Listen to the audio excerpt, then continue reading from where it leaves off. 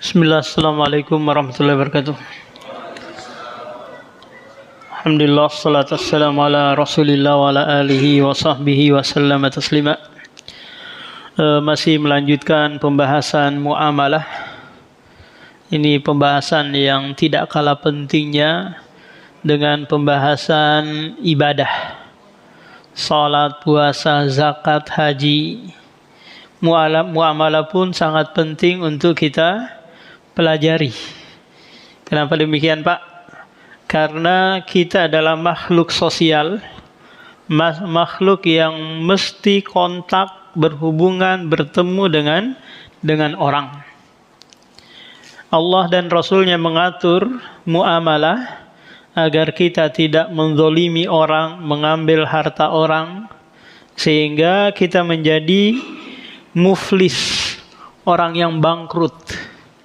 Yaitu tak kala nanti datang membawa pahala solat, puasa, zakat, haji kita di padang mahsyar, ternyata kita pernah menyakiti orang ini, pernah mengambil harta orang ini, pernah memukul orang ini.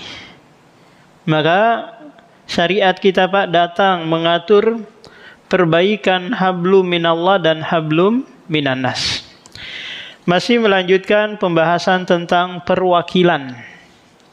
Perwakilan ini, Pak, di mana ada dua orang di situ, satu mewakilkan, satu diwakilkan.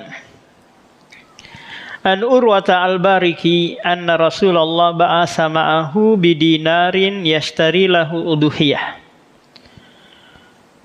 Urwah al-Baqi pernah diutus oleh Rasulullah untuk membeli seekor kambing dengan uang 1 dinar. 1 dinar itu, Pak, sama dengan 4,25 gram. Emas 24 karat. Kalau harga emas berapa? 24 karat berapa sekarang, Pak? 2 juta ya sekarang? Hah?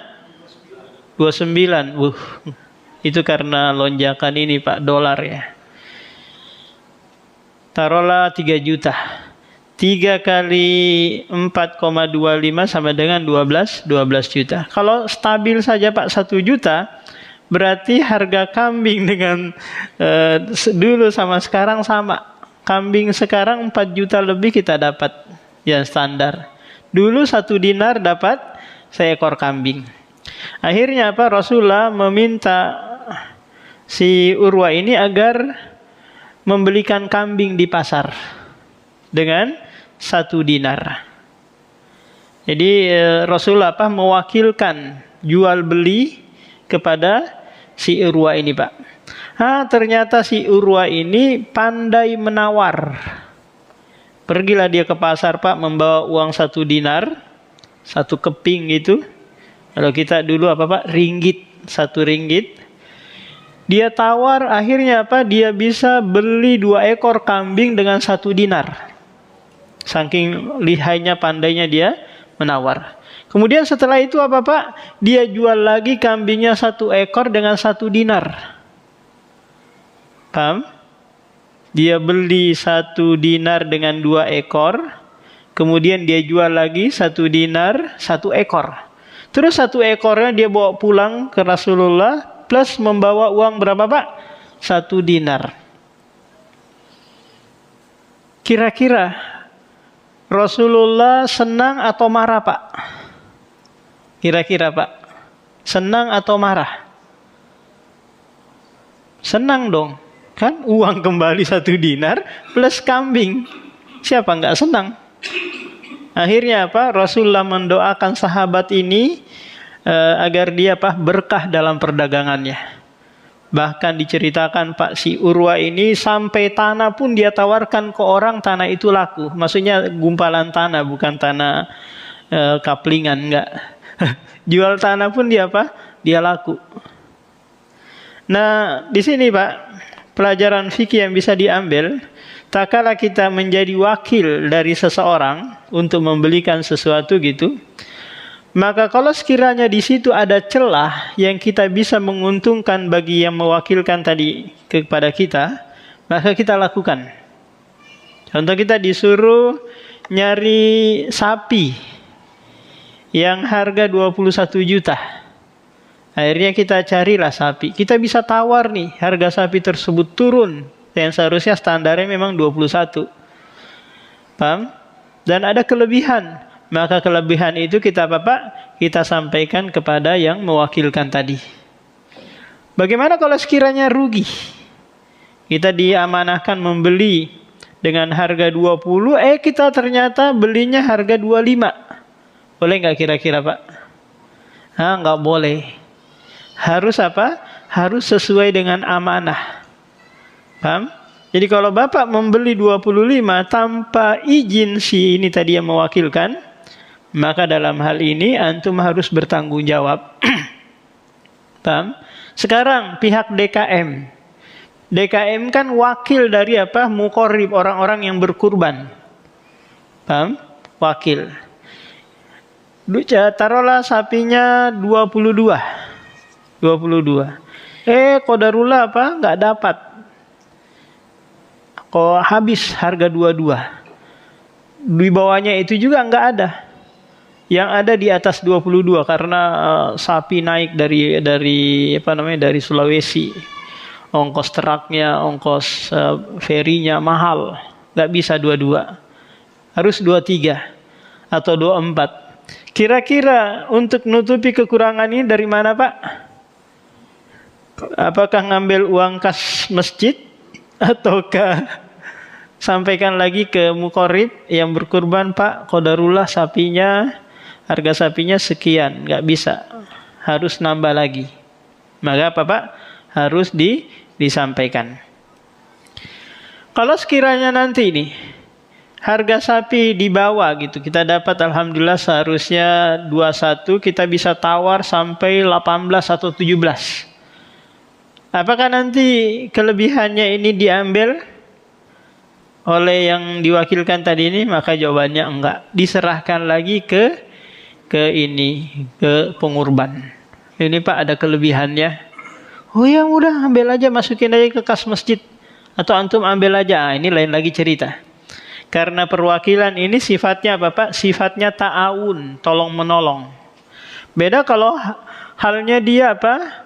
Muawadah. Dia memang mau ngambil keuntungan. Istilahnya apa Pak? Justip. Jasa titip beli sapi.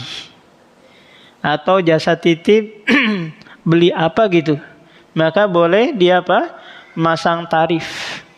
Oh saya sekali ke sana belikan sapi 500.000 Pak ya. Jadi boleh dia apa? Mengambil jasa. Karena di situ dia apa? Meluangkan waktunya, tenaganya, pikirannya untuk membelikan sapi orang tersebut. Nah, jadi si wakil ini Pak silahkan dia menggunakan, membelanjakan sesuai dengan amanah yang dipesankan kepadanya. Jangan jangan disuruh beli A, dia inisiatif kayaknya ini yang bagus, yang B aja. Paham? Disuruh beli sapi, ternyata di Balikpapan sudah ada onta yang jual. Coba kita korban onta. Akhirnya Bapak ini nggak sesuai dengan amanah yang diamanahkan. Jadi kalau disuruh beli sapi ya sapi, jangan ke onta, meskipun onta sudah ada di Balikpapan. Ada nggak? Belum ada ya. Nah nanti masih di Surabaya ya. Insyaallah mungkin nanti tahun-tahun berikutnya sudah ada onta di sini. An Abi Hurairah radhiyallahu anhu qala ba'asa Rasulullah Umar ala sadaqah. Abu Hurairah menceritakan bahwa Rasulullah pernah mengutus Umar bin Khattab untuk memungut sedekah, memungut zakat. Nah, Pak, ini dikenal dengan apa? Dengan amil. Amil ini bagian asnaf yang dia boleh mengambil juga jatah atau bagian dari zakat yang diterima. Tapi dengan syarat Pak, dia diutus oleh pemerintah. atau perwakilan pemerintah atau sudah mendapatkan izin dari pemerintah. Paham?